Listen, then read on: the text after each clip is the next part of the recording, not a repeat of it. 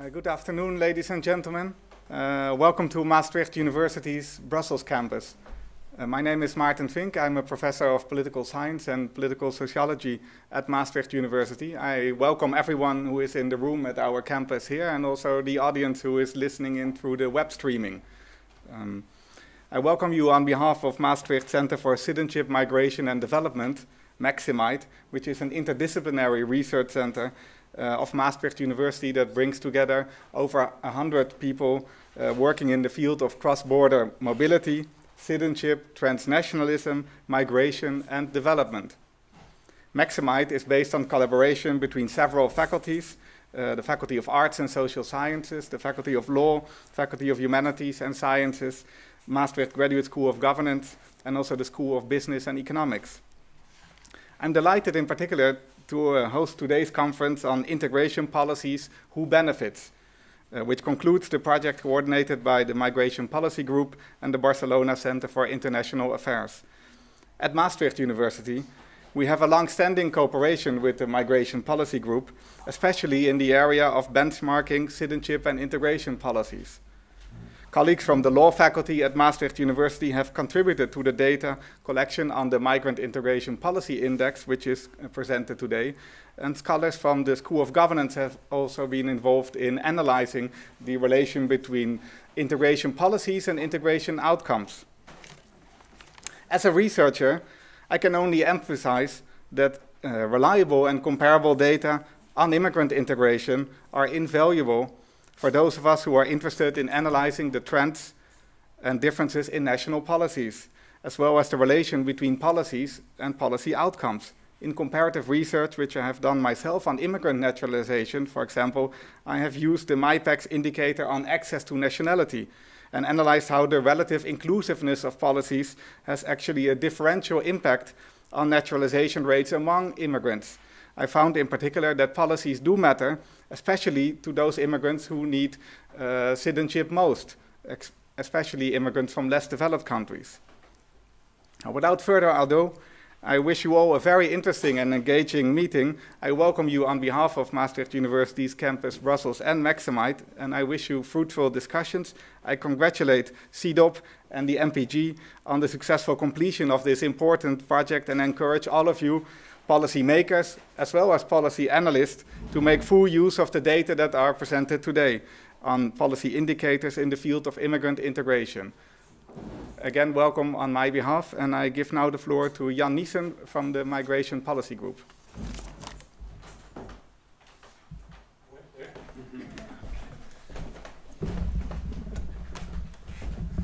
Good afternoon. Thank you, Maarten, for this welcome. It's good to be back, and to be back at the occasion of the publication of the fourth MIPEX edition. Thomas has asked me, and Elena has asked me, to say a few words about its history and its impact. And on top of that, maybe look ahead a little bit on what's next. Now, he has given me 6 minutes, which could be interpreted as there is not much to tell about the history, and the impact, probably there isn't much neither. But you could be wrong, and I think you would be wrong to make that interpretation. MIPEX has a short history, although for projects that are constantly supported by different donors, 10, 11 years of work is a very long period.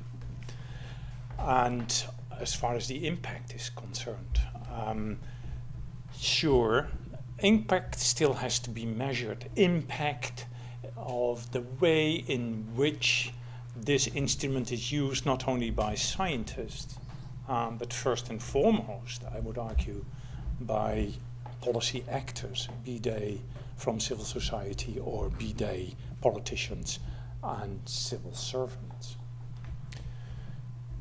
Now, what can I say at this point in time and within the limits of those 6 minutes? From the beginning, when we started MyPEX, we have said that integration debates need a focus and need to be well informed. And we all know that with the integration and migration debates, it can go everywhere, depending on what is happening in member states or in other places of the world. The discussion follows. What we have set out to do in the very beginning is to ask the attention and to focus or bring in a focus in the debate on the legal framework in areas which are extremely important for immigrant integration. And we started with the first 4 strands, and we gradually added strand after strand, and we are now at 8 areas which we think are very important for the integration of immigrants. What we wanted to do with bringing in that focus, and not only for the sake of the focus, but we thought these were essential elements, and we needed that policy actors didn't walk away from these areas and legal and other measures adopted when they had other and more things to do.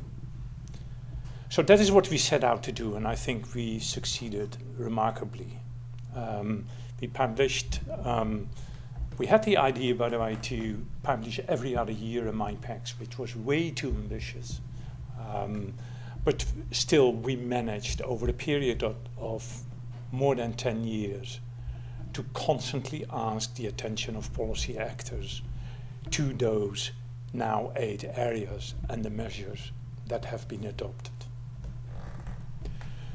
There is much more to tell about our history and how it came about and how we responded to pressure upon us to stop with it. It was seen by some as not useful, by others as annoying, yet others wanted to go to get us going. And that history certainly will be told, let's say, in the next 5 years. Maybe it's too early to look at the history in detail at this point in time. The impact, in my view, is certainly there. And although, as I said, we need more research, and the research hopefully will come, you know, in the years to come as well. I'll give you 2 examples of where we think MyPEX had a considerable impact. In 2 countries in Europe, Portugal and Spain, we had high-level support from ministers responsible for immigrant integration, who at every edition were closely studying the results. And after the first and second edition told us that they wanted to improve and that they would go forward with their policy making, looking carefully what the effect would be on their position on the MyPEX scale. And we know from our friends and our policy analysts that indeed in this way MyPEX was used by the ministers in those 2 countries. Now, in another way, MyPEX is used by a whole range of civil society organizations that used MyPEX to describe in detail the situation in their countries, compared it with the situation in other countries, came to the conclusion that other policies were necessary and possible, and started to use MyPEX to diagnose, not only diagnose the situation in the country, but also to write very concrete proposals for policy change. And in particular, I think of a country like Malta, where that has been done, in my view, very successfully. So that is to say that MyPEX has an impact and has proven to be a useful instrument for policy makers and other policy actors to change policy. And that is exactly what we had set out to do when we started MyPEX some 10 years ago. So I'm extremely proud that the equipe of MPG and CDOP has concluded the research for this version. Again, with an extension of the number of countries. More countries are MyPEXed, more than before, and that we were able to add yet another strand by adding health to the already 7 strands we had before we started the research for this edition. So I'm very proud. I looked extensively at the website this morning, so the website looks very good. There's an enormous lot of information, because that was the other extension. We have added a lot of statistical evidence, if you want, information. And it is all presented very clear. So it is an enormous and important source for all those who want to understand policies and change it. So my congratulations to the team. Very well done, and I hope that you all are going to use this wonderful tool to bring about policy change. Thank you very much.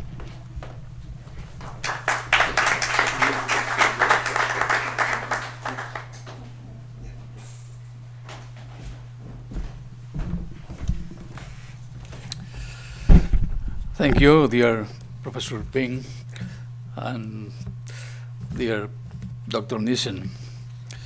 It's for me a great pleasure to present today the final international results of the project Integration Policies, Who Benefits, the Development and Use of Indicators in Integration Debates, that has been co-founded by the European Fund for the Integration of 30 Country Nationals of the European Commission.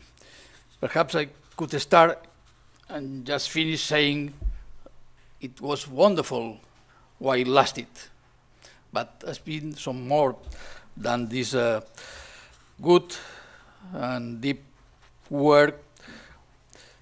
And to take some 7 minutes around to explain, not the history, because the history is explained by Jen, saying what is this 4th edition of the project, to say that the process of integration is specific to the needs and abilities of each individual and each local community. Although government policy is only one of a number of factors which affects integration, it is vital because it sets the legal and political framework within which other aspects of integration occur. The state can strive to remove obstacles and achieve equal outcomes and equal membership by investing in the activity participation of all, the exercise of comparable rights and responsibilities, and the acquisition of intercultural competencies. The project informs and engages key policy actors about how to use indicators to improve integration, governance, and policy effectiveness. To that end, the project identifies and measures integration outcomes, integration policies, and other contextual factors that can impact policy effectiveness, describes the real and potential beneficiaries of policies, and collects and analyzes high-quality evaluations of integration policy effects. The main result of this project that we present today here is the 4th edition of the Migrant Integration Policy Index, MyPEX 2015, that compares and classifies the integration policies in 8 key areas of life.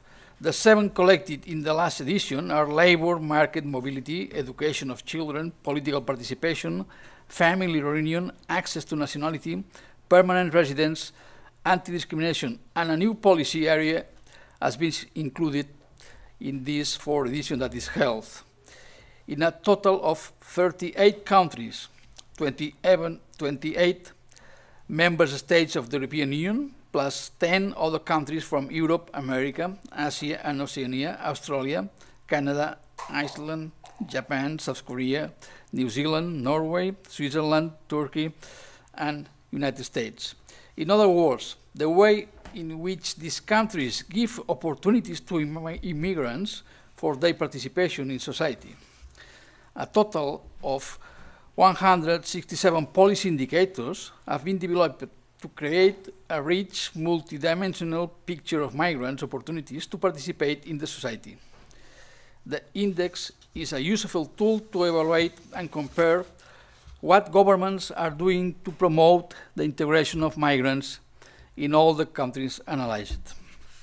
Thanks to the relevance and rigor of each indicator, the MIPEX has been recognized as a common quick reference guide across Europe.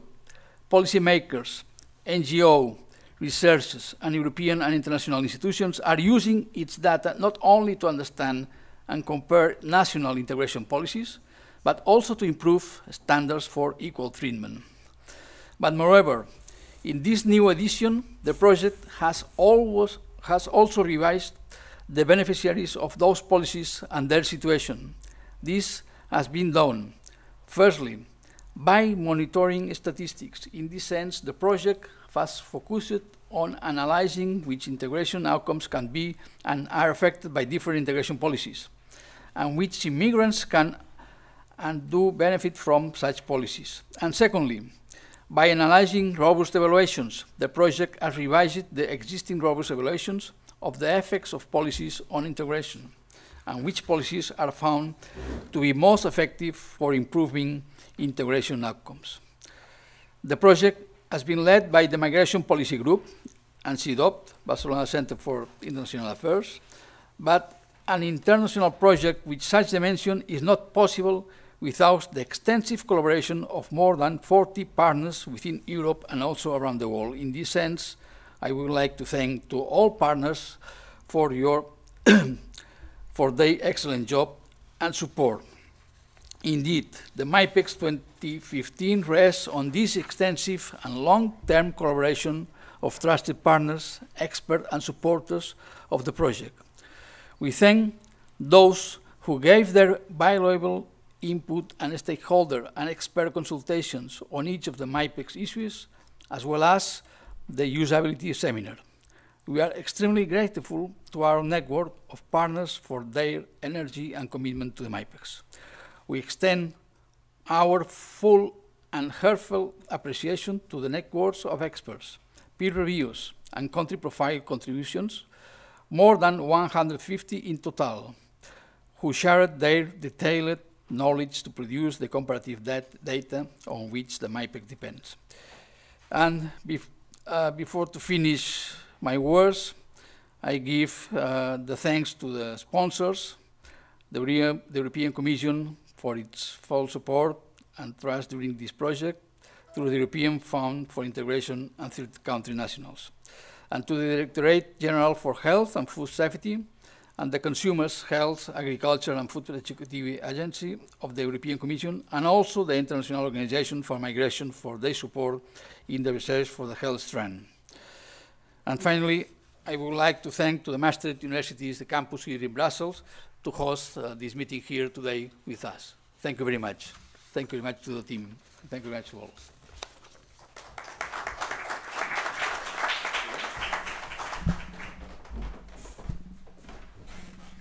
Good afternoon, everyone. So Elena and I have been traveling a lot over the past 2 months with most of our partners to present the results and to hear the discussions. So we wanted you to get an idea of the range of realities that we see through the MIPEX and that we've also been discussing with countries to present to you what's going on internationally. So we wanted you first to close your eyes, and we wanted to take you to one of those countries that we went to. So this is an exercise, so please close your eyes. This is a history that we would like to share with you. Imagine that this is a country that's called, for instance, Equalita, where almost all non-EU immigrants enjoy a secure status and equal rights to participate in the country's economic, social, and democratic life. This country chooses to permanent residents, voters, and/or citizens after a few years, and their children automatically become citizens. all as a normal part of the integration process. Without a doubt, separated families are able to reunite when their sponsor has the basic legal income and housing expected of all families in the country, where there are clear exceptions and protection of vulnerable families. Of course, large number of newcomers and their children can and do participate in effective training and support to get the right professional skill, degree, or job. In this country, all residents are or have been learning the language to the best of their abilities through free and flexible courses and materials. Nearly all non-EU citizens are guaranteed equal healthcare coverage, in law but also in practice, have accessible information and equally quality care. Finally, most people in the country know their rights as potential victims of discrimination, and more are reporting these incidents. Thanks to the strong and well-resourced anti-discrimination laws and equality bodies, policies, and NGOs. Now, I know that you would probably want to stay in Equalita, but I'm going to take you somewhere else. So I'd like you to close your eyes, and I guess if I had to come up with a quick name for this country, I would call it Gastarbeiterland. So, welcome to Gastarbeiterland, where immigrants have almost no prospects for long-term integration. Non-EU workers are tied to their jobs, required to leave after a few years, and not able to access social security or any general or targeted support. People in the country are uninformed about what discrimination is and are unable to bring forward a case on their own without any dedicated anti-discrimination law, procedure, or equality body. Non-EU citizens are discouraged from becoming politically active because all are seen as potential threats and are denied even basic political liberties. The education and healthcare system are excluding legally and socially vulnerable groups and are non-responsive to immigrant-specific health needs. Hardly any non-EU citizens are allowed to reunite with their family or become long-term residents or citizens under the country's policies. The only exceptions are for people who have high skills, high incomes, or special family or ethnic ties. The few others who are eligible must prove their integration through discretionary interviews, prove unrealistically high language proficiency, all without enough free courses and materials to succeed. Overall, immigration is turning Gastarbeiterland into one of the most exclusive democracies in the world, with a growing demographic deficit of adults denied the right to vote and citizenship, even for the second or third generation born there. So while we are talking about policies in MyPEX, and while we are looking at different types of realities in the abstract, I want you to understand that these are realities that exist internationally, and that MyPEX tries to capture that and help people to think that actually there can be a different reality. So in the panel today, we first wanted to present to you the international results, with a particular focus on what the European Union can do to support member states to be more ambitious and effective in their integration policies. As was said already, the new version of MyPEX brought forward by the Who Benefits project allows you to compare different policies and see strengths and weaknesses, but it also allows you to see statistics that really focus our discussions of integration on integration policies. What can these policies particularly achieve in the integration process? Are they working out in practice? Are they needed? Are they useful? Who could benefit from these policies? And particularly, which of the many integration indicators that are provided by the EU through the Zaragoza indicators really fit each of the integration policies that we talk about? Because too often we can easily say that integration policies have succeeded or failed without actually looking at what integration policies can and do achieve. And then lastly, you'll hear a little bit about the evaluations that we've collected that would be robust enough to be able to isolate what have been the specific effects of different integration policies. So first, we have done this in the index last in 2010. So what has changed, particularly in the European Union, in those past 4 years that we think are important to remember for integration policies? First off, there's actually been a stable, continuous arrival of newcomers since 2008. The difference is that Europe has been receiving fewer labor migrants and more humanitarian migrants. There's still an important share of the non-EU citizens in the European Union who are low educated, meaning they haven't finished basic education, around 37%. And they have a specific set of skills and challenges for their integration, not just in the labor market, but more broadly in society. However, the number of university-educated immigrants to Europe has increased, although not yet to the level of the traditional countries of immigration. The crisis has exposed non-EU citizens to now higher risks of unemployment and poverty, particularly acute in the countries most suffering from the crisis.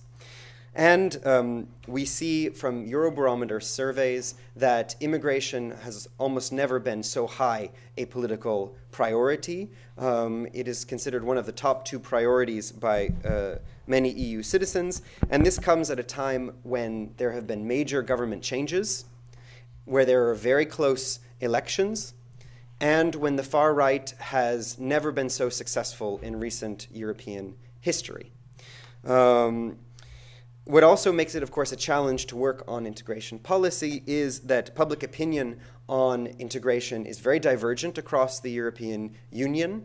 Eurobarometer surveys attest to the fact that in countries like Sweden, almost everyone thinks that immigrants are contributing to society and should have equal rights, whereas in countries like Cyprus and Latvia, immigrants are particularly seen as threats and should not deserve equal rights.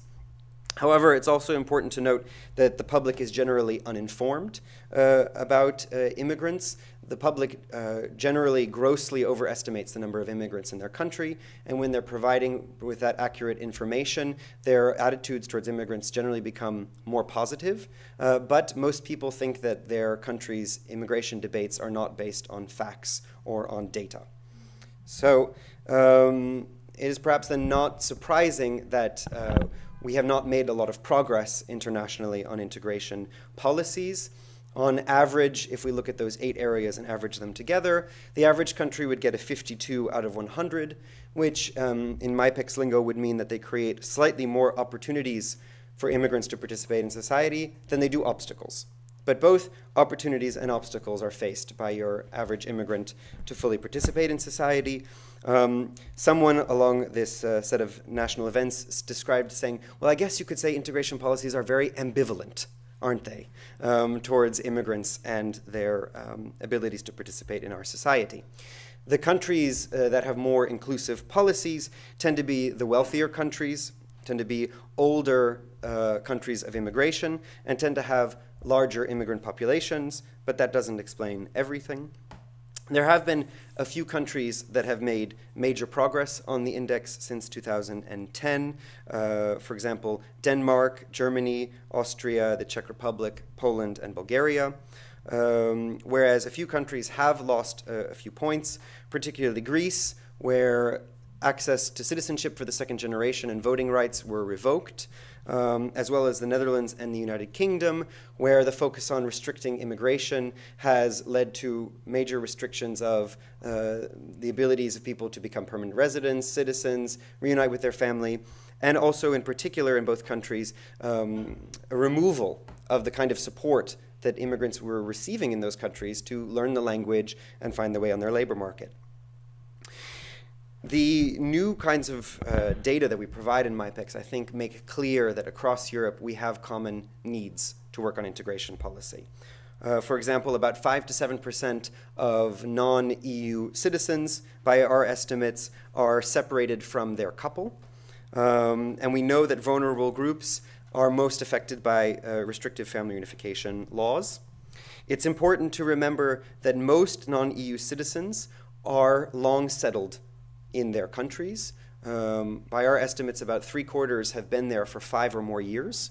So when we're talking about integration, we should remember that we're not usually talking about newcomers. We're talking about people who are settled in our society. And as you will see, many of them are already long-term residents. And many are coming now for reasons like family reunification and humanitarian migration. Those are groups that are most likely to settle long-term.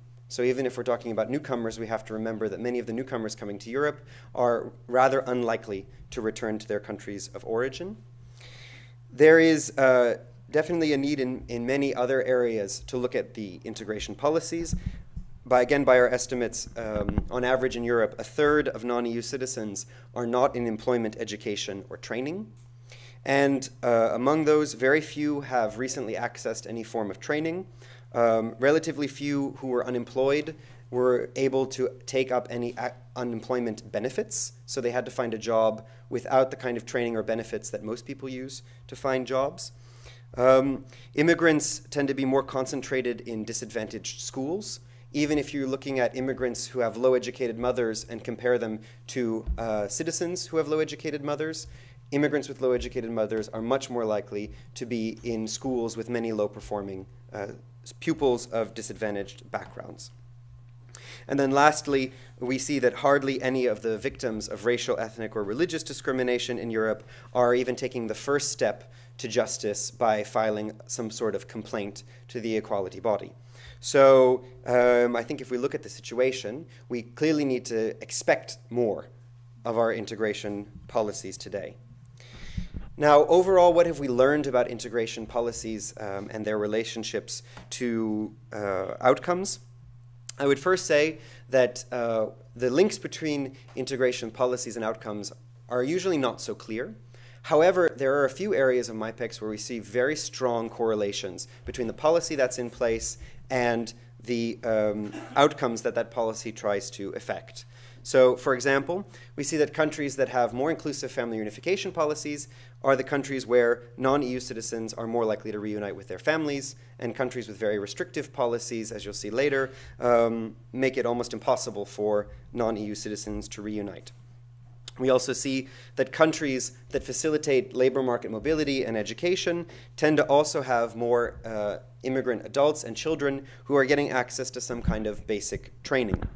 We see that the countries that facilitate permanent residence, voting rights for foreigners, and access to citizenship are also the countries where immigrants either become permanent residents, citizens, or voters, and that countries with strong, long-standing anti-discrimination laws are the countries where more people generally know their rights as victims and where we see more complaints being registered.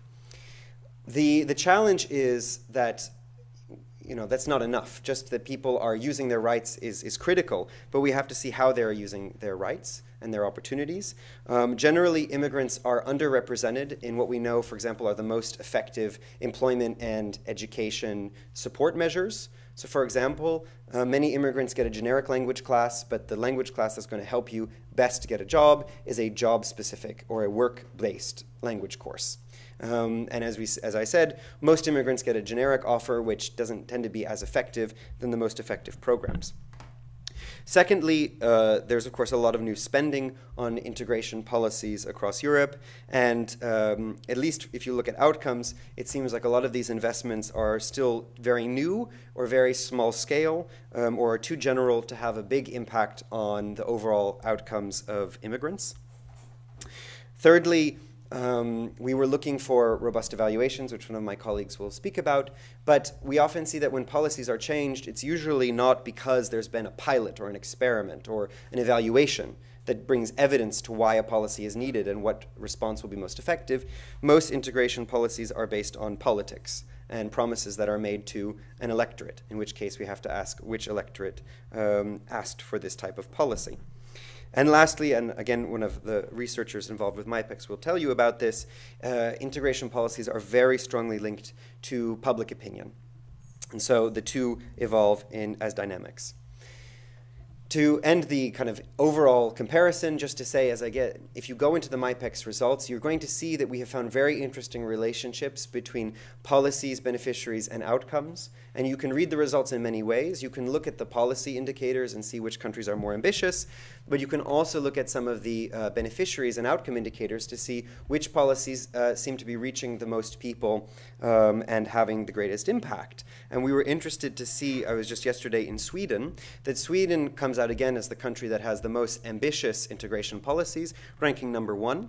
But also if you look at the beneficiaries and outcomes and you compare the policies in Sweden to other European countries, immigrants in Sweden are much more likely than immigrants in other countries to reunite together with their families, to get some form of basic training, to become long-term residents, voters, and citizens, and to have a population that is knowing and using their rights as victims of discrimination. So, as I said, I think that we can see that policies can matter.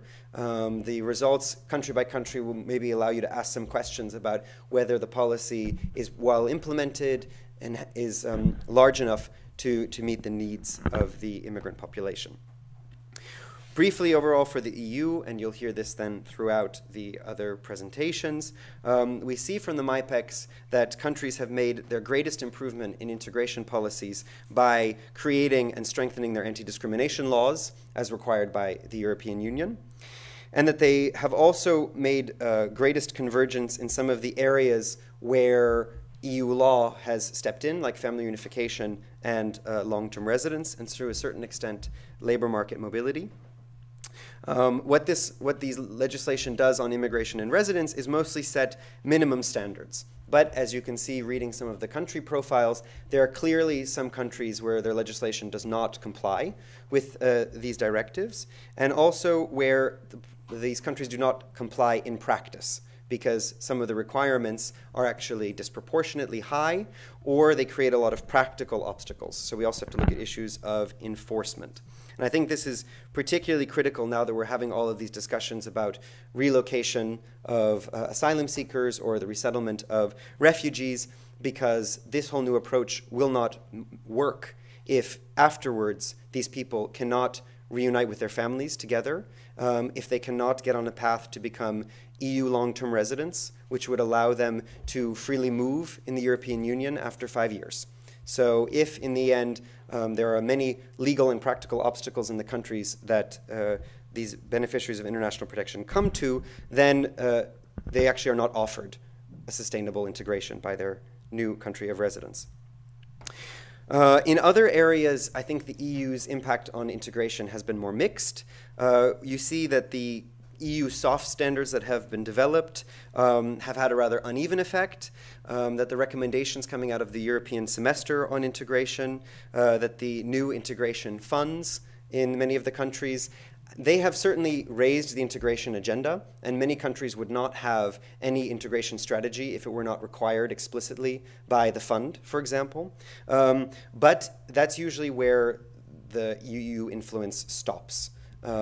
Many countries might have a strategy, but they do not actually have a specific policy, meaning that the funding is spent on an ad hoc basis on projects of different priorities, but do not constitute a coherent policy with a coherent set of information and support for newcomers to come.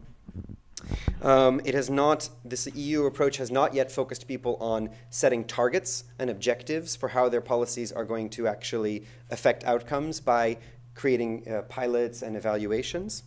And also, this approach has not addressed some very critical issues, which one of our researchers will talk about, which is democratic inclusion.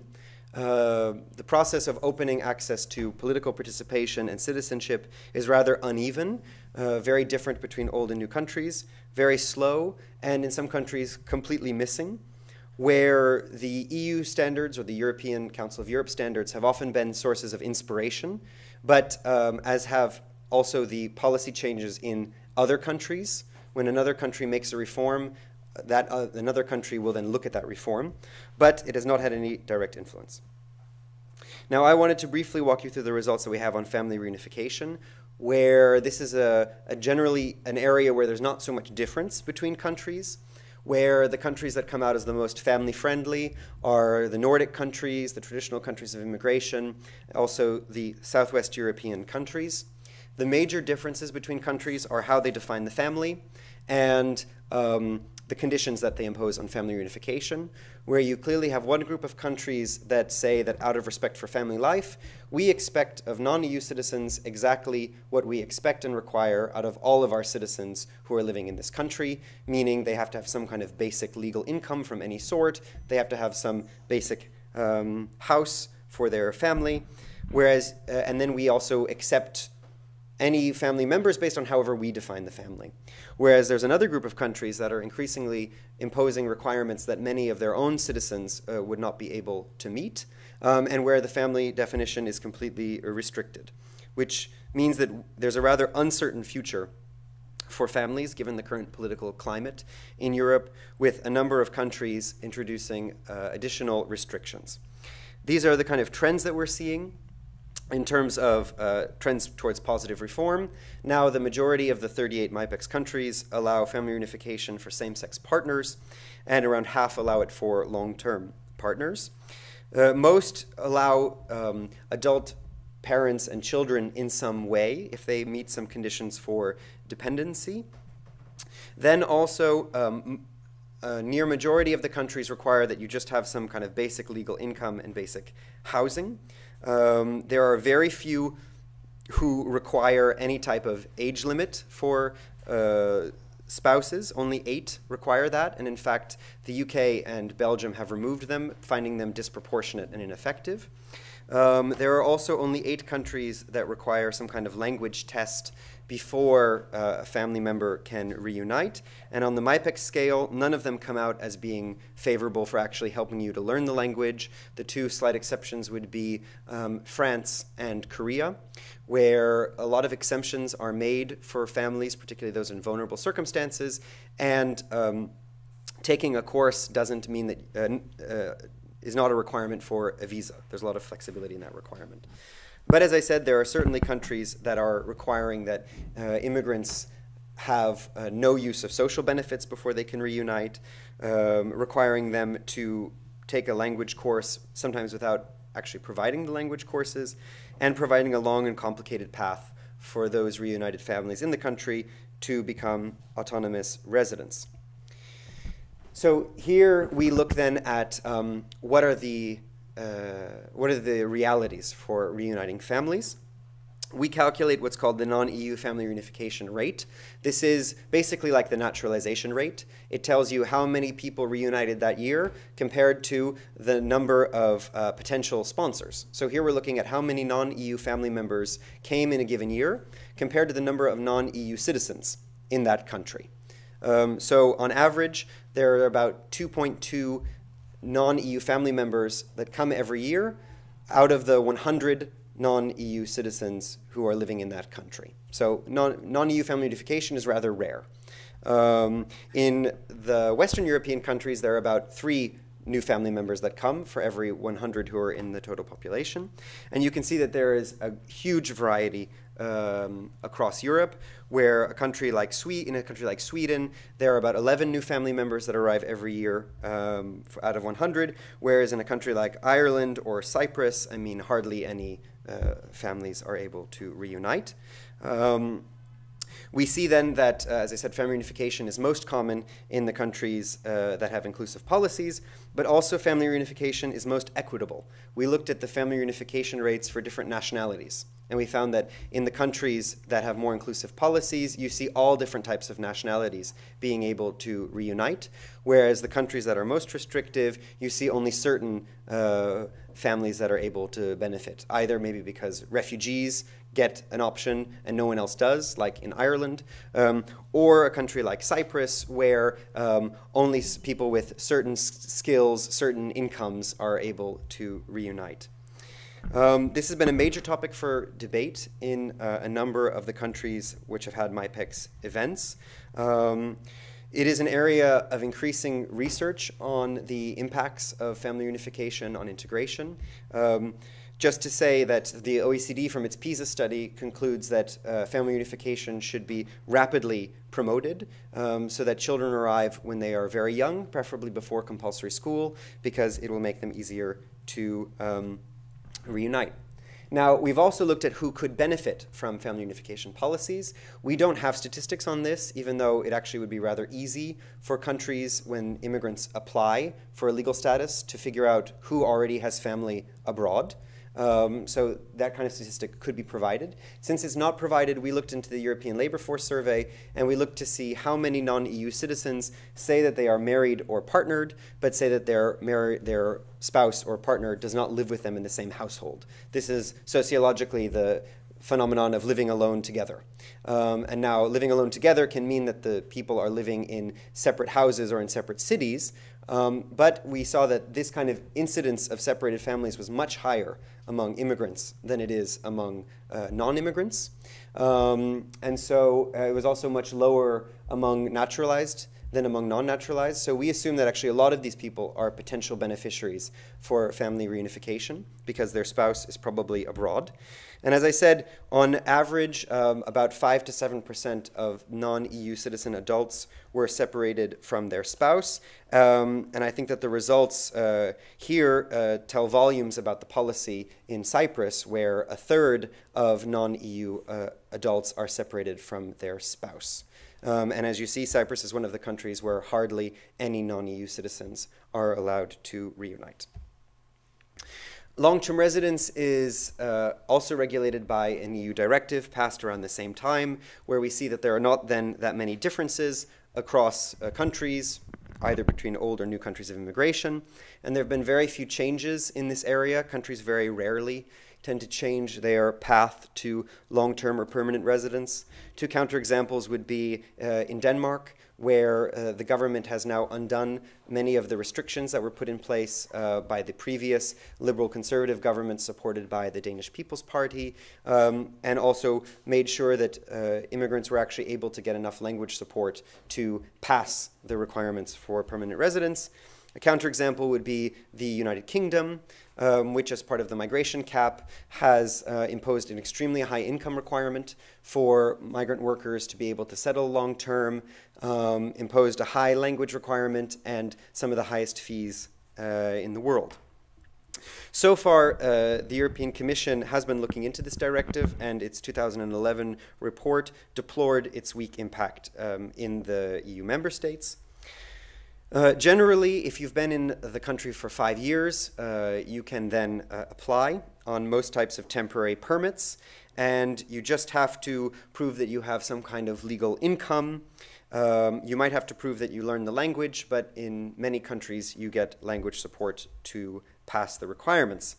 Again, where countries diverge most are on the conditions that are required to become a long-term resident, where they are extremely restrictive in countries like Cyprus, Greece, Latvia, Malta, Switzerland, and the United Kingdom.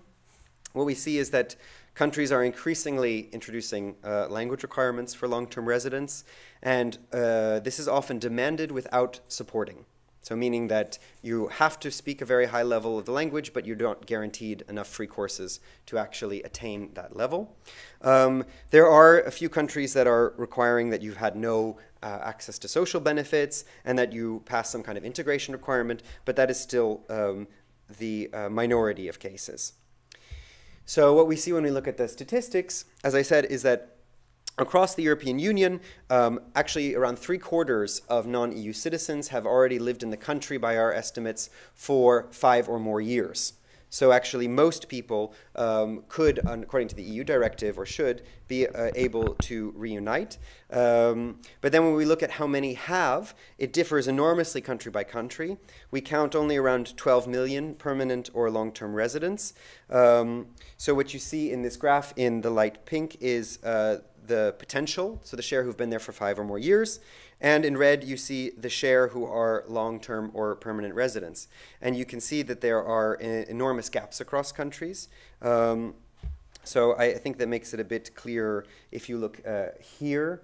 In blue, what you see is out of those who've been there for 5 years, how many are long-term residents? So it shows you very clearly where those gaps are. And so what you see in a country like Sweden, Latvia, Luxembourg, Estonia, the United Kingdom, Germany, to a certain extent France, most people who've been there for a long term have a long-term or permanent stay.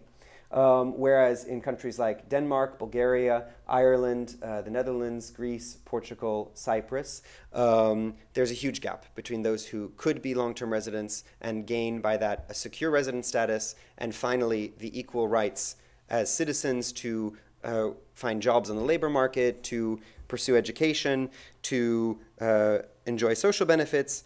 Those people are kept on a different status. So based on that, actually, we've come up with a different categorization of what these countries are, because we see that the residence and the citizenship policy really determines immigrants' path to permanent residence. So you see then there are countries, let's call them the permanently temporary countries. Those would be the countries with the red bar below them. Austria, Hungary, Luxembourg, Greece, Cyprus, Ireland, Denmark, Bulgaria, where we see that immigrants' access to permanent residence and to citizenship is restricted. And so most of the people who've been there now for 5 or more years are permanently temporary.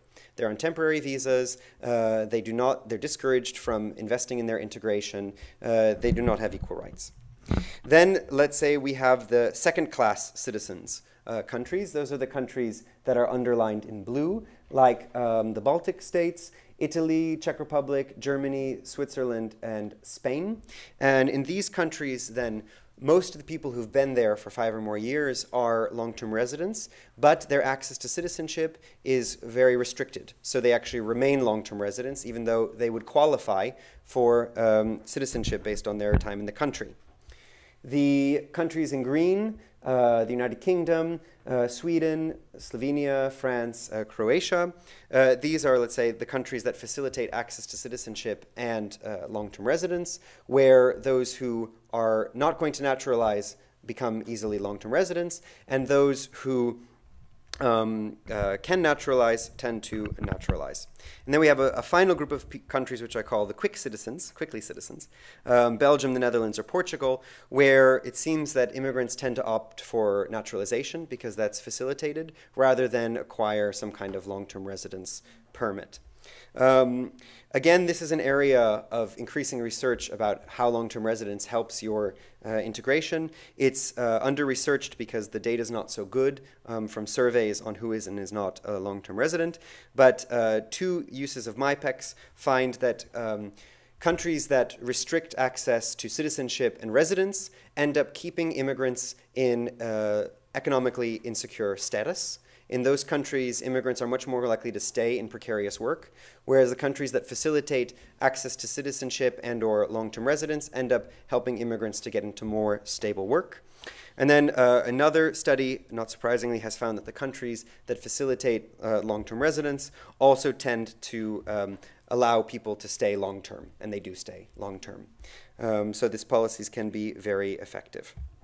Now I'd like to pass the floor to Elena, who will give you a brief overview of the data on democratic inclusion.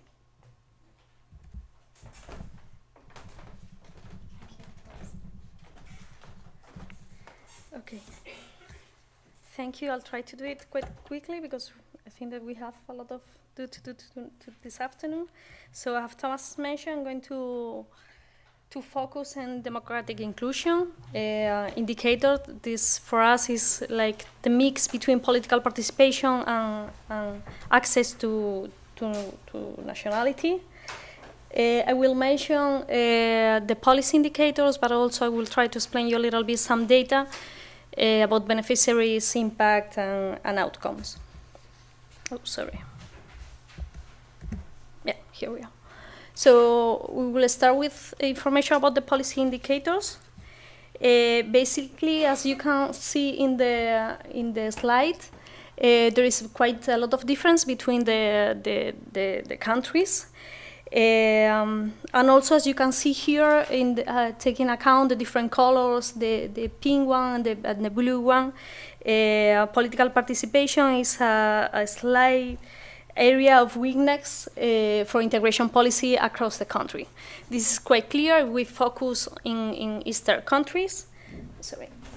If we focus in Eastern countries, and also we can check like the Western countries are more slightly favorable than the Eastern. On average, immigrants are slightly more discouraged and encouraged to participate through the standard civic channels, limited voting rights for foreigners, weak consultative bodies, and poorly supporting immigrant organizations. Immigrant political opportunities differ, as I said, enormously between countries. In Western Europe, immigrants enjoy greater opportunities. This means that could vote or have the right to vote, strong consultative bodies, more support from immigrant organizations, and more outreach from mainstream organizations and authorities. And in contrast, political participation is missing in their integration policies in Central Europe and Baltics. Despite this weakness, immigrant political opportunities are not getting much better over time. Only one point have increased on average from 2010 from the MIPEX before. So let's check about, here it is, real beneficiary, what is happening about real beneficiary in political participation. This is basically how many non-EU immigrants are eligible to vote. What looks clear, as you can see in the map, is that more inclusive voting rights lead to higher shares of enfranchising non-EU citizens. Inclusive voting rights have expanded the franchise to nearly all non-EU citizens, like in Estonia, Finlandia, and Ireland. A large number of non-EU citizens have also been enfranchised at local level in Denmark, Netherlands, and Sweden. This is more or less around 85%. The same is happening in Belgium and in Luxembourg, where around 66% are enfranchised at local level. And also, as we can see also in the map, is basically that more restrictive voting rights have enfranchised only a minority of non-EU citizens in Latvia and Hungary. In Latvia, it's basically like 40%, and in Hungary, 25%. If we look enfranchised and also naturalized, we mix both indicators. We found that the most politically inclusive countries emerged as Netherlands, Sweden, Portugal, and several Eastern European countries. On the other way, France and UK are only halfway favorable because of voting right restriction, while Denmark, Finland, and Luxembourg with an inclusive local franchise, but no share of naturalization. The most politically exclusive countries are Austria, Denmark, Ireland, Czech Republic, and Southern European countries. If we pass to nationality, and we focus on policy indicators, basically, as political participation, we found that this access to nationality is one of the major area of weakness for most European countries. Especially, we can find here in the map for Eastern countries and also for the Southern European countries. As we can find in our result is that there is a highly discretionary and costly path that discourages immigrants to apply and succeed as new citizens. Also, as you can see here in the map, we have found that slightly favorable opportunities in the traditional countries of immigration. This is the States, Canada, Australia, and New Zealand. Since 2010, immigrants' opportunities have been improved in 11 countries, but also has been restricted in others, like in Canada, Netherlands, and UK. Continue in access to nationality, if we focus in potential beneficiaries, this is basically to answer about who can become a citizen. We have found that in most European countries, more than half of the non-EU citizen adults have lived there long enough to be citizens. At least 2/3 meet the resident requirement in Austria, France, Greece, Ireland, Netherlands, Portugal, and the Baltic states.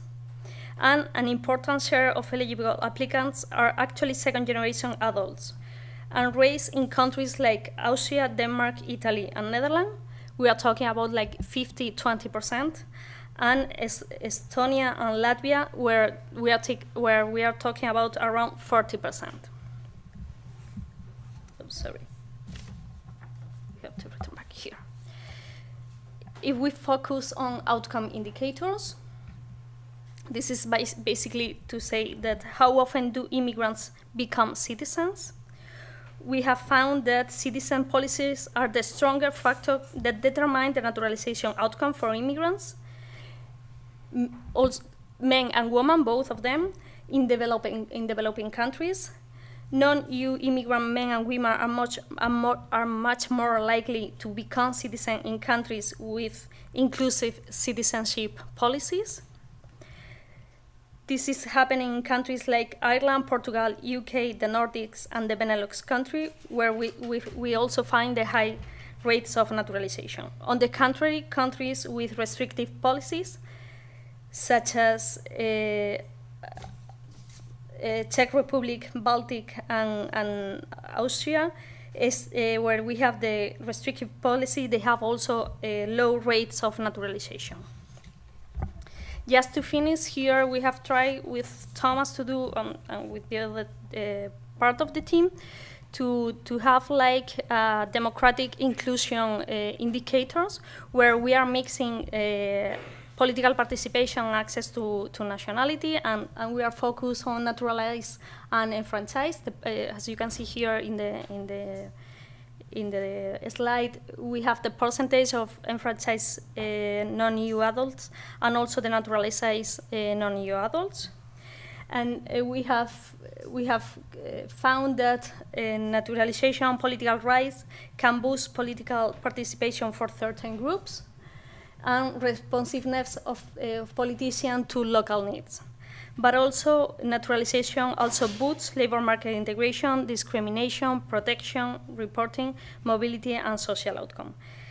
Although it's clear that we don't have too much data, and also we couldn't find too many studies to support these ideas, we have found some tendency in this way. So I leave the floor to Anna-Linda. Thank you. I don't know what is Anna-Linda. Is this one?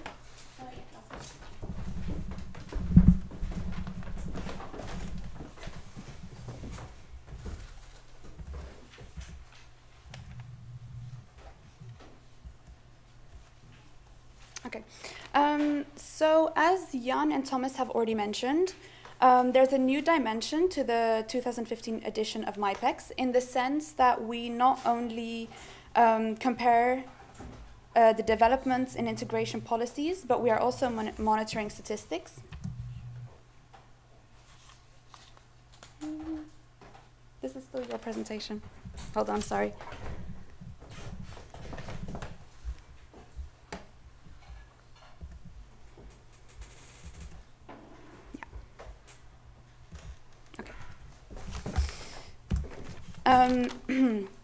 So with these statistics, we want to answer two main questions.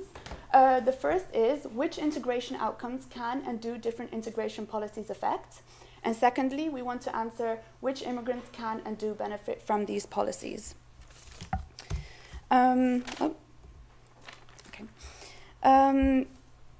So having policies in place do not necessarily ensure the positive outcomes that one would expect to follow. Policies are only really effective when they are implemented and monitored. So it's encouraging to see that more and more researchers are using MyPEX data to test these relationships between policies and outcomes. Also today, the Play with the Data section of our mypex.eu website was launched, which allows you to access all of the integration indicator data, as well as the outcome indicator data and the beneficiary data. So starting from today, you have access to all of this. So I really encourage you to go and have a look at that. Because the more these data are used together with the MyPEX policy data, the more we can come to understand the dynamics between integration policies and outcomes. So we really encourage people to use what there was before, so the integration indicator data, together with these outcomes and beneficiaries, and start testing these links as researchers have already done. So with these two questions in mind, I'm just going to give you a very quick overview of the labor market mobility strand and the education strand, but just really small snippets, as we don't have much time at all.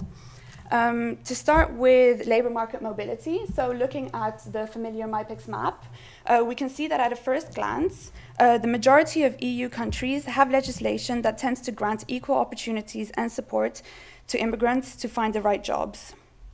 While there are still some weaknesses, the integration trends are that more and more countries are offering target support to immigrants to overcome obstacles. So some may think, okay, do we still need these integration policies? Well, that is definitely the case, and that is what we try to show with the indicator potential beneficiaries that exist for each strand. So looking at the potential beneficiaries for labor market mobility, we still see that there is a large pool of people who can benefit from these policies, as we find that a quarter up to a third of non-EU nationals in European countries are not in employment, education, or training. This is our outcome indicator for labor market mobility. Here we measured the employment rates for native-born as well as non-EU-born. And we did this separately for men and women, and we also did a disaggregation by educational attainment.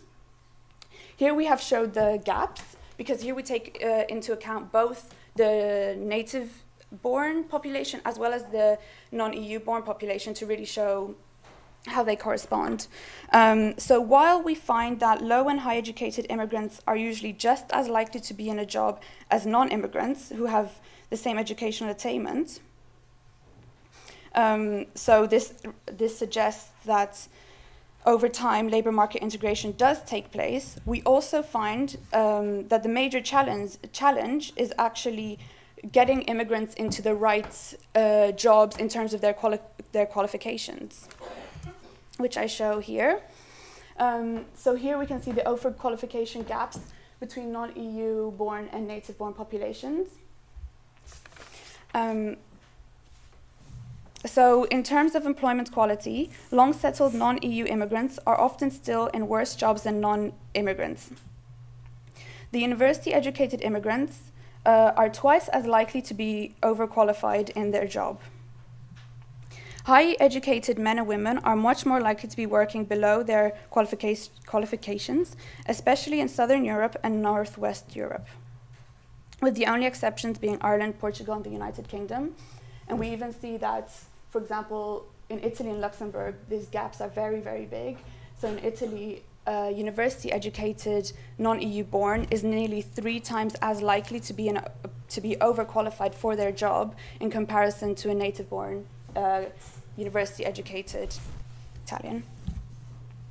So this was really just a quick overview for labor market mobility. Now I'll quickly continue to education. So here in the first map, I'm showing the country averages. And next to that, we have the pool of potential beneficiaries. So share of first and second generation pupils in these countries. So the country scores are generally weak, and very few countries have a native-wide framework for how schools should provide access to immigrant children and target specific needs.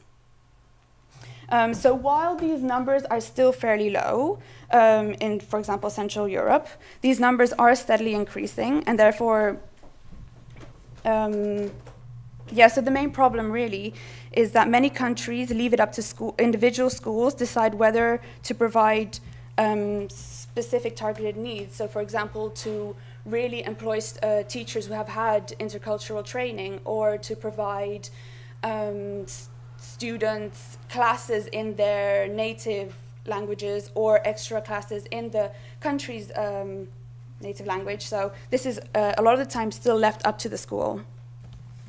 And lastly, this is the outcome indicator for education.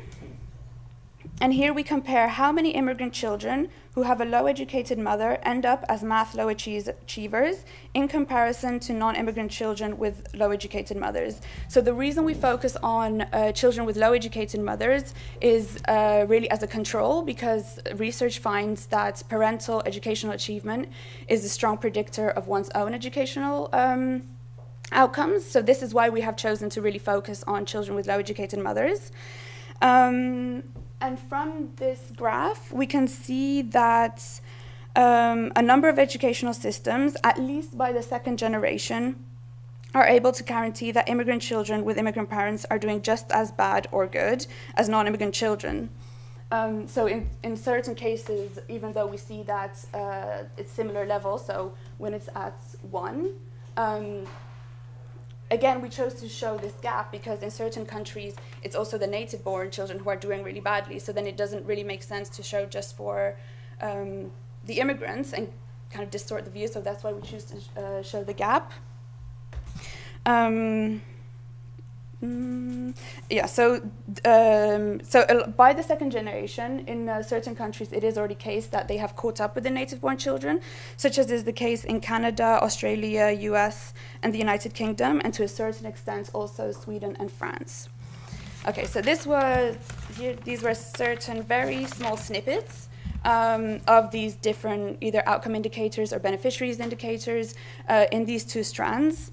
But I encourage you to go to the website. These have been designed for all of the different policy strands. So there you can really compare countries on a specific outcome indicator or on a specific beneficiary indicator and really see, okay, even though a country scores very well in this on their overall score for this strand, how do they really do when you start looking into more detail? And lastly, so we hope with these kinds of statistics that we are providing about the need for integration policies, that the potential outcomes to monitor will also help us to have more in-depth future discussions on how these policies are working in practice and what kind of policies are needed. So.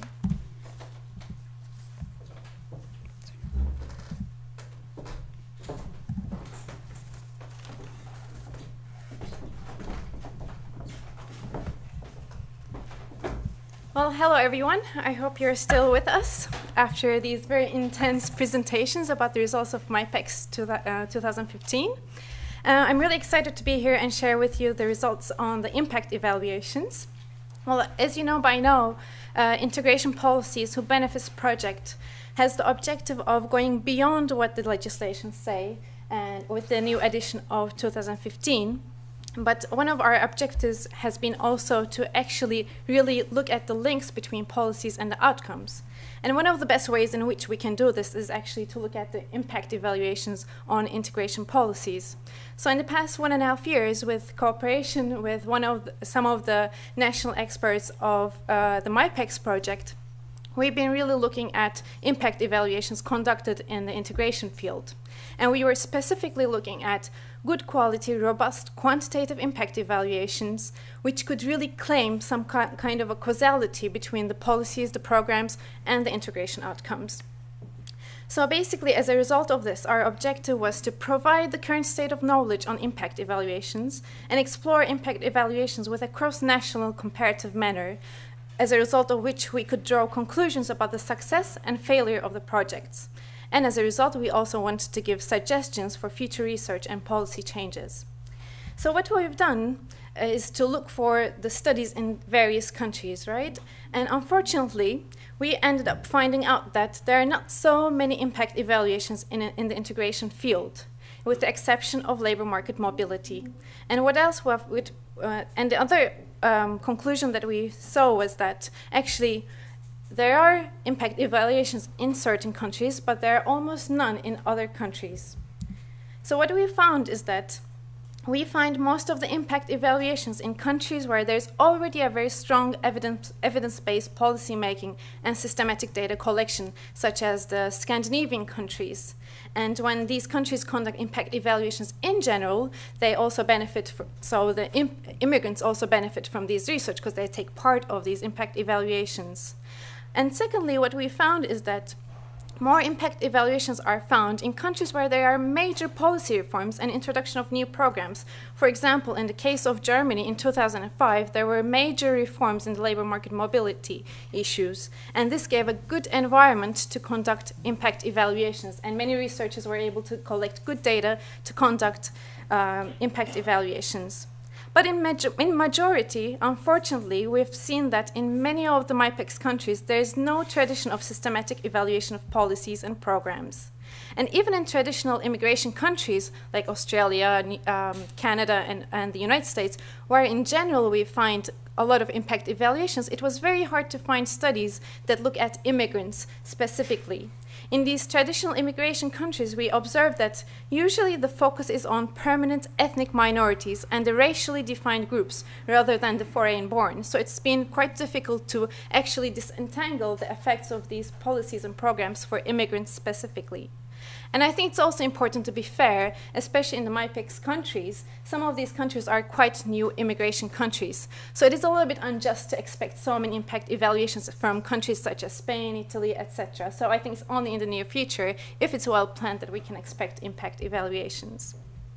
So I'll give you, so despite this kind of pessimistic view on impact evaluations, as a result of our efforts, we were able to find about 50 studies in 13 countries that did some kind of an impact evaluation of active labor market mobility market programs. So I will briefly try to give you results on these issues. So the first group of programs that we looked at tried to actually use immigrant skills. So then we can think about programs that give work experience to immigrants, but also job search assistance. The work experience programs showed us that the temporary private jobs actually are beneficial for immigrants in terms of transiting to regular employment, but not always. It's usually in the case of when these programs implemented within the first 6 months of unemployment and within the first year of arrival to the country that these programs are beneficial for immigrants. And conversely, actually, temporary public employment opportunities are not that beneficial. And one of the reasons for this is that public employment is usually offered to individuals just so that they are not unemployed anymore. So these are jobs that are created especially to employ the unemployed. So they do not actually help immigrants to gain experience to fit better to the actual labor market. So in that sense, we have seen some negative results. And when it comes to job search assistance, what we found is that these programs are especially beneficial for immigrants when they include intensive coaching and when they are more individualized rather than being programs that are targeted towards everyone, all immigrants, etc.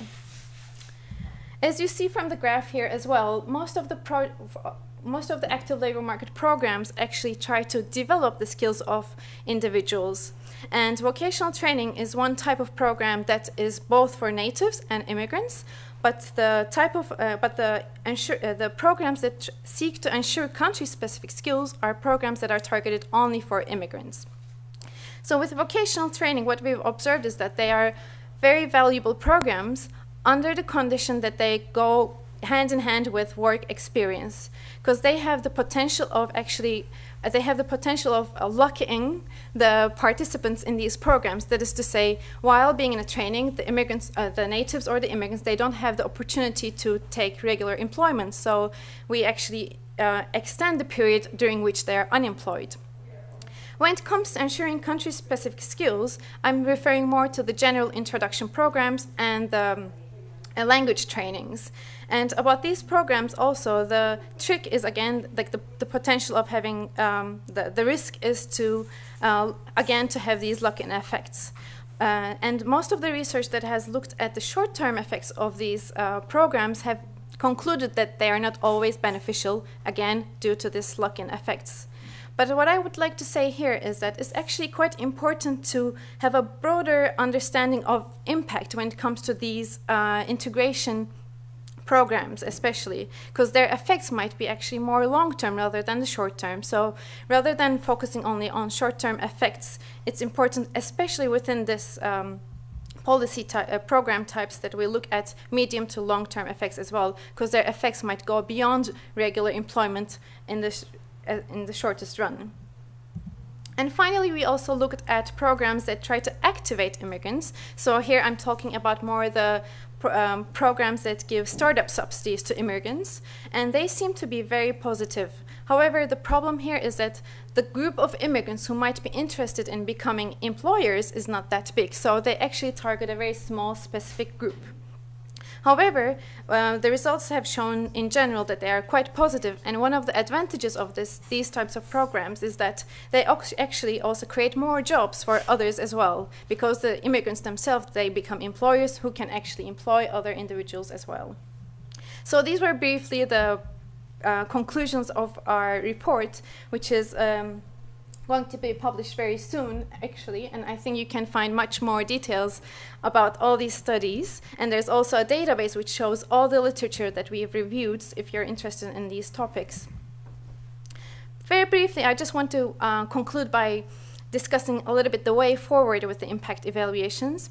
I think the research that we've conducted just showed that there is no golden rule about the effectiveness of active labor market policies. But I think the study that we've conducted at least shows that they are crucial to understand under what conditions different types of programs work the best for immigrants. So in this regard, it is important to also look into the immigrants' background characteristics, the labor market conditions at destination, and implementation processes of these programs if we really want to have a holistic understanding of how and under what conditions programs work. And as I mentioned briefly, I think it's very important to also look at short, medium, and long-term effects of programs simultaneously to be able to draw stronger conclusions about the effects of programs. Another issue that we found that was lacking in most of the impact evaluations was that immigrants were taken as a lump sum group. So it was very rare the case that subgroups of immigrants were taken into account. And we argue that it's also of great significance to look at youth, for instance, so the age, but gender, origin, but also the reason of migration of different migrants, so that we can draw conclusions about which type of programs work for which types of migrants. And in conclusion, I would like to make a very short and brief statement by saying that actually if we do have a smart planning and allocate sufficient budget for impact evaluations, we can save a lot of burden in terms of conducting impact programs that are not actually beneficial for immigrants. Thank you very much. So those were the last words from the team that was working on MyPEX, but we were actually joined by more researchers on this project because many people are using MyPEX for their research. One was through IOM, and so I would actually ask David Ingleby if he would come up and join. We were contacted through IOM and the Cost Adapt network to add health into the MyPEX strand to look at the different health policies for migrants, and David is going to present those results. And then afterwards we will be joined by Marie-Sophie Callens, who in her own research was looking at the links between policies and public opinion, and so through this project we were able to benefit from her knowledge with a brief review of the literature on that, which has some very interesting findings. So I'll briefly add a presentation.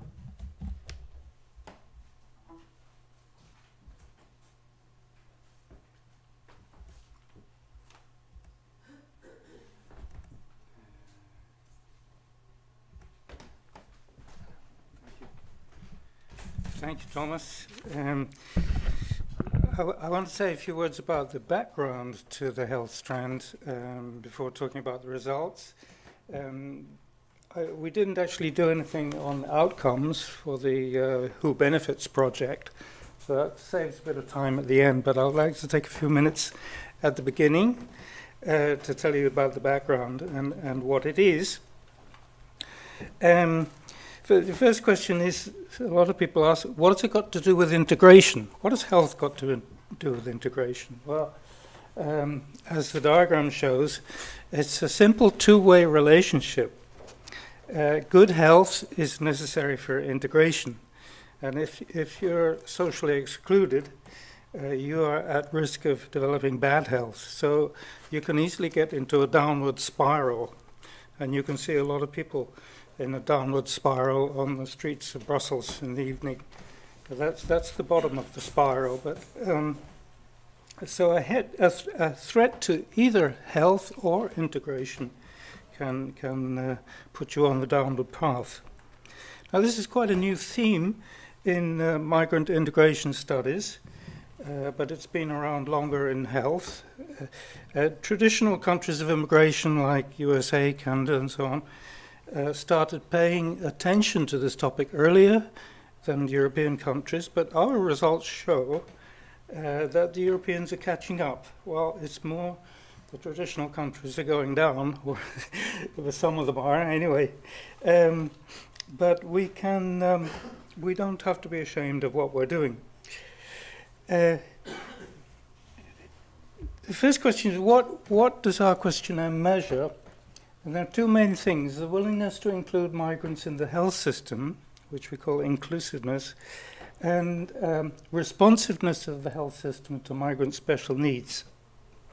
And there's a third one which is quite important, which is the attention that a country pays to the social determinants of migrant health. In other words, the health in all policies approach. For example, do you keep asylum seekers in conditions that damage their health?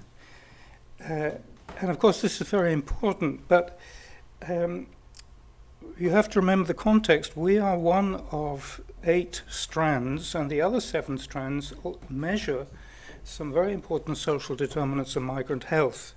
So the rest of MIPEX is also about health, but in a rather indirect way. So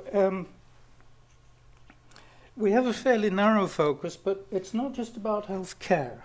We're talking about the health system, which means health services, including prevention, health promotion, and health education. And those 3 are sometimes more important than access to good treatment. So let me tell you a little about how it came into being. It's an example of serendipity, I think, the occurrence of events by chance in a beneficial way. It joins up 4 major projects which just happened to be there at the right moment in time. And those are these 4. The first one finished before we began, and that was the Council of Europe recommendations, which laid down a framework for good practice in migrant health policy. And it was a very thorough framework because it was a revision of an earlier framework, 2 years of very intensive consultations spent on it. And it gave us a very useful set of criteria for, when is a health system migrant friendly. The next one's the IOM's EquiHealth project, fostering health provision, etc. This is perhaps the most important one because it provided the money. It was quite an expensive exercise, and IOM provided the money and also organized the logistics of collecting the data in many cases. That's co-financed by DG Sante. Then there's the cost action ADAPT, which I was running at the time, which provided the expertise. It's a network of 130 migrant health experts in 30 countries. And finally, last but not least, of course, MIPEX was just happened to have a new round coming up at the right moment in time. And the most important thing is they were willing to take a leap in the dark and try adding health to their ingredients. And that, I think, is very much due to Jan Niesen. With him, I had many very interesting discussions in 2013 and 14, I think it was. And we finally got the show on the road. And if any of these 4 projects had not been there, it wouldn't have been possible. So it's quite an amazing achievement. And it was a lot of hard work and negotiation. But so today is quite a historic moment for us. So I'll move on. The questionnaire. What is in the questionnaire? Well, it's about policy, but as you can see, policy or governance in the health system is a very complex affair. There's many different levels, going to the intergovernment and international level, down to service providers and people working on the ground. They all have policies, and we're quite strict about the definition of policies. It has to be more than just an organization culture or informal way of doing things. It has to be written down. But we can't confine ourselves. I mean, when you're talking about family reunion, for example, the law is quite clear and applies to the whole country. But in health, there are many different players, many different actors, and they conflict and compete with each other. So it's a complex notion of policy. We have 4 dimensions. The first 2 are about inclusion, entitlement, and removing barriers to access. By entitlement, we don't mean that you get free care. Nobody gets free care. Well, some people do, but not very many people. If you can pay, you end up paying one way or the other. Nor does it just mean you can get access to treatment. Certainly not if you have to pay the bill yourself. It means you get affordable care. And we also look at administrative barriers, not just what the law says you can have, but what the bureaucracy allows you to have, which is sometimes quite different. And then we have access barriers, which are mainly to do with finding the way, finding your way to the health service provider. So those are inclusiveness, and responsiveness is the actual delivery of services, which has to do with overcoming language barriers and cultural barriers, and finding out what people want, what their real needs are. And very important measures to achieve change, which are flanking measures or supporting measures. And they are very important, because if you don't have them, we have shown that you don't get responsive health services. You can't have one without the other. So turning to the results are, well, the first one was very gratifying, which is that this scale is very reliable. It's very homogeneous. The technical terms, the Cronbach's alpha is 0.86, which is pretty good going for this kind of research.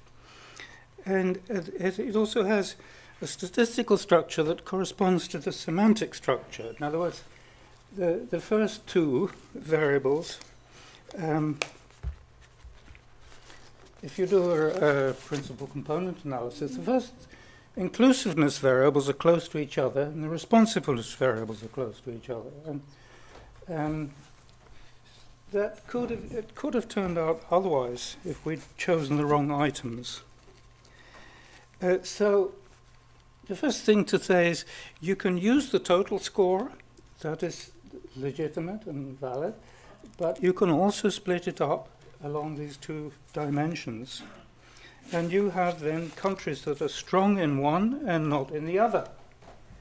So if you look at the top left-hand corner, the quadrant, you can see, France, Japan are very inclusive. You're welcomed with open arms, but they're not going to take any notice of your special needs. And UK is a very interesting case, the opposite. It used to be very inclusive, but since 2014 it's put up barriers for migrants. And it still has a very responsive method of service delivery.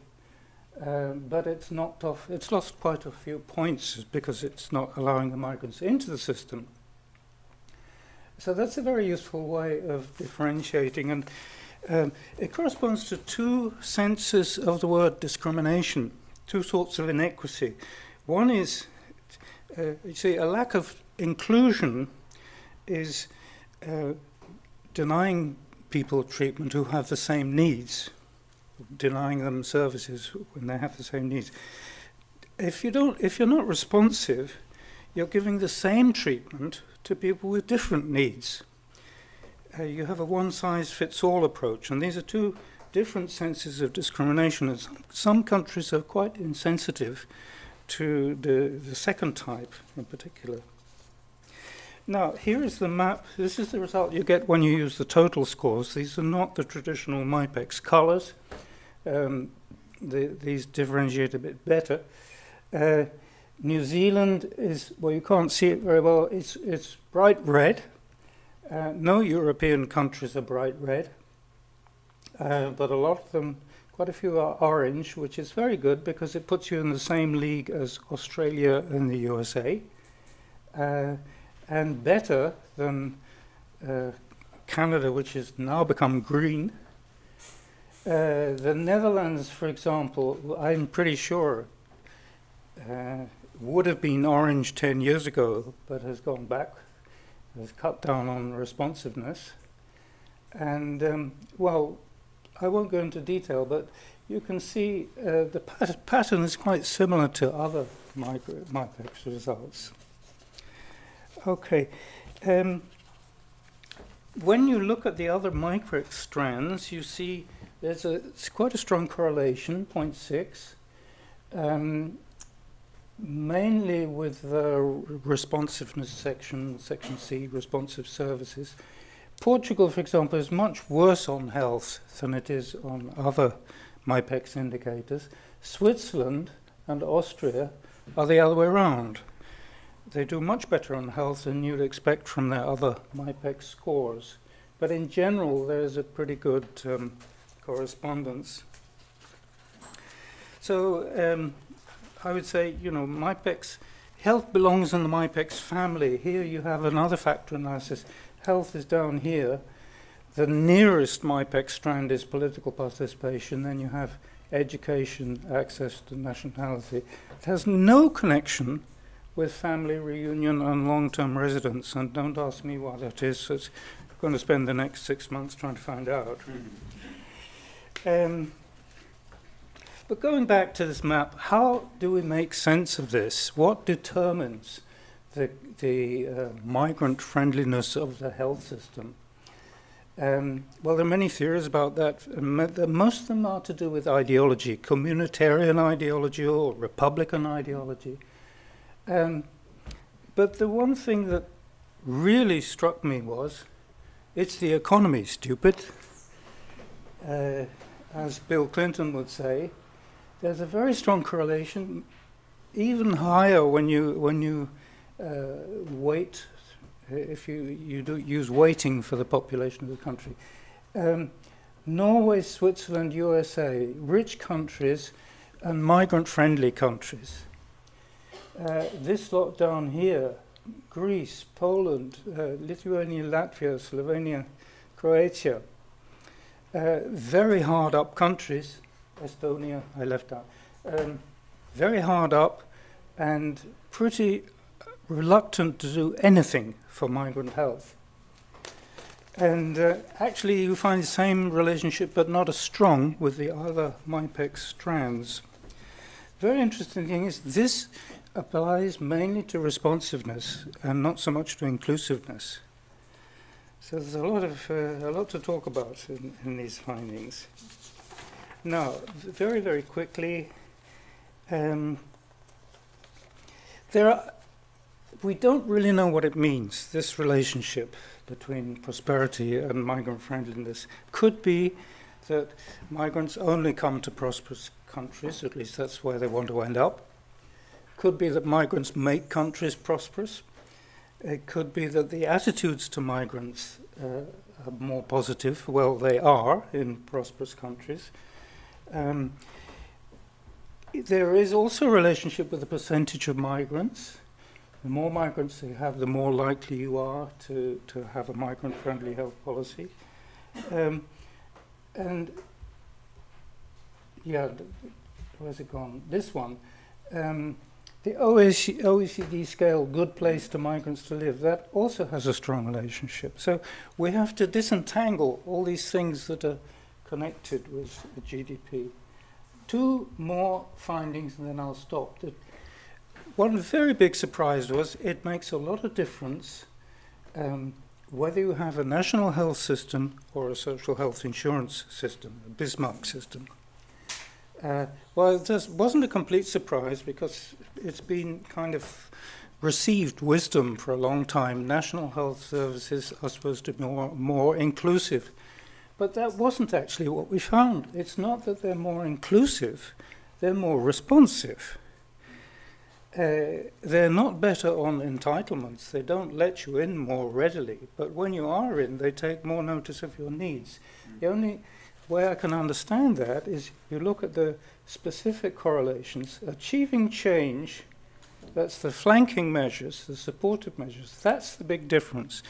When you have a top-down system, you can encourage everybody to be responsive. If you have a more market-based system in which everybody does their thing, then a lot of people are not going to bother with migrants because it doesn't figure very large on their agenda. Only when there's a government policy do I think you get this incorporated. Well, there's a mass of findings coming out. It really has been worth it in terms of research. But I guess I'll have to leave it at that. And we will be working on these results for a long time to come. Thank you very much. Absolutely. Thank you so much, David. And then finally, I'd like to ask Marie-Sophie to also present you just some snippets from her paper that you could find online.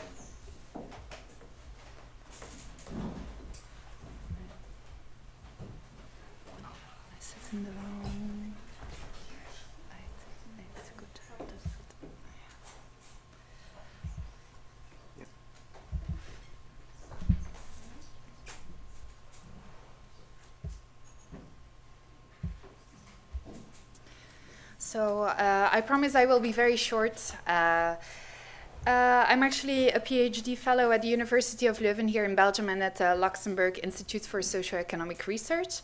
And I will shortly present the paper that I've written on the request of the Migration Policy Group and CEDAW on integration policy and public opinion, if it's in conflict or in harmony.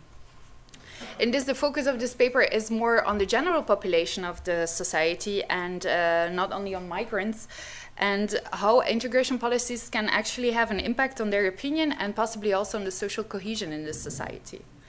So to first clarify, public opinion is a rather broad term, an umbrella term, and relates to different concepts which are very similar. And can be confusing. In this paper, we actually we opted to have two main concepts, which is the first one is more the general public attitudes toward migrants, prejudice toward migrants, and anti-immigrant feelings, and on the other hand, immigrant-related threat perceptions, which is more to do with questions as are immigrants taking away jobs from natives, and so on. I will also shortly, but very shortly, touch upon the right voting, far-right voting, that was also found to be important. So academic debate has looked into these questions, but so far data has been rather scarce. So MyPEX has really enhanced to find some more robust and especially cross-country robust results. In reality, it is a dialectic relationship with two concepts actually giving feedback to one another. So first we can say that public opinion can weigh on integration policies, as politicians can be pushed from the electorate to take into consideration restrictions to integration policies or take into account this public opinion. However, empirical proof for this thesis is rather scarce because most countries have improved integration policies or have remained stable, and public opinion has been deteriorating in most of the countries. However, recent results as well of MyPEX with the Netherlands and UK having more restrictive policies really raise questions, and more research is needed in that area to really establish also causal relations and see what is the link. On the other hand, most research has looked at the question whether integration policies do have an impact on the public opinion.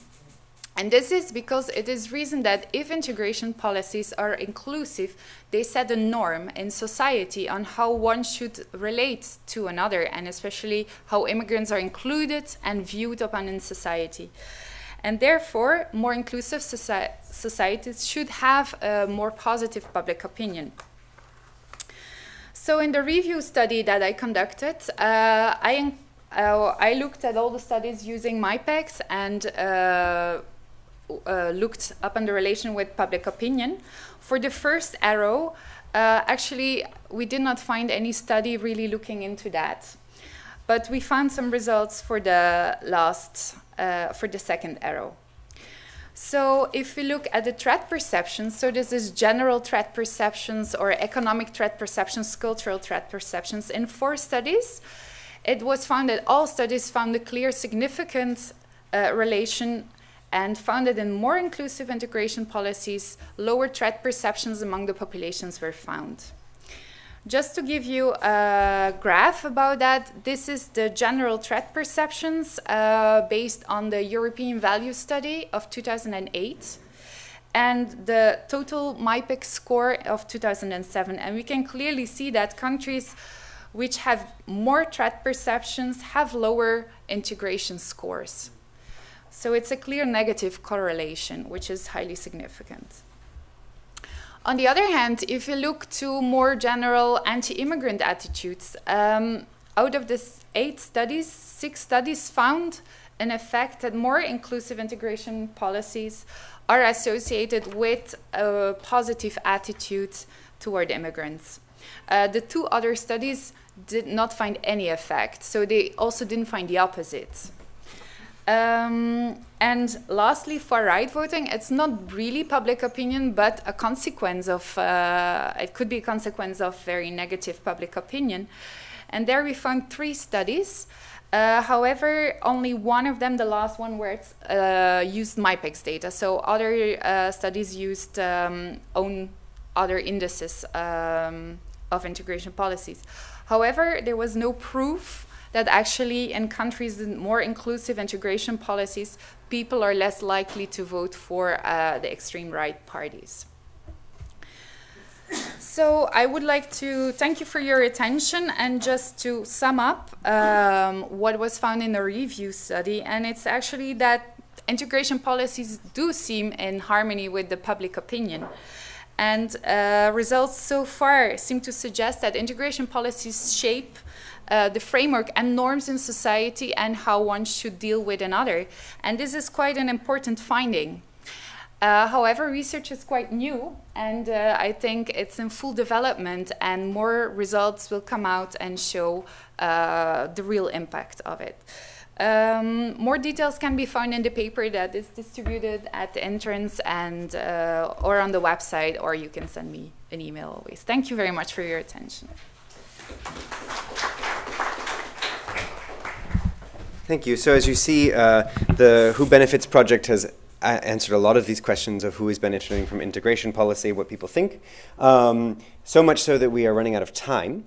So in the interest of time, we will take a 10-minute coffee break. I see some of our high-level panelists are here. I don't see all of them, so I need to make sure that all of them are here. If not, we have more time for discussion.